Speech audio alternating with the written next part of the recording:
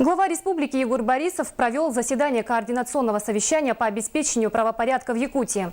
На сегодняшний день деятельность экстремистских организаций и объединений в республике не зафиксирована. Преступления экстремистской направленности по религиозным мотивам отсутствуют. Но, тем не менее, негативным фактором становятся случаи распространения запрещенных материалов радикального ислама. Егор Борисов выразил обеспокоенность по поводу складывающейся миграционной ситуации.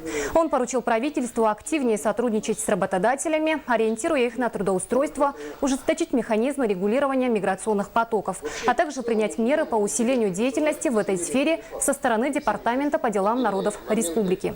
Особое внимание Егор Афанасьевич обратил также на необходимость привлечения населения к обеспечению правопорядка. Это означает, что мы на базе закона об охране общественного порядка, на базе дружинников создать постоянно действующие пункты охраны общественного порядка в наших населенных пунктах. Мы определенную финансовую поддержку со стороны бюджета будем оказывать.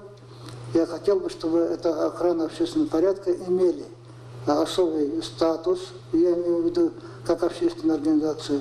И я просил бы прежде всего Министерство внутренних дел к этому делу подключиться, участвовать в разработке положения об этих общественных формирований охраны порядка, чтобы они были действующими, легитимными и полезными для вас и для общества структурами.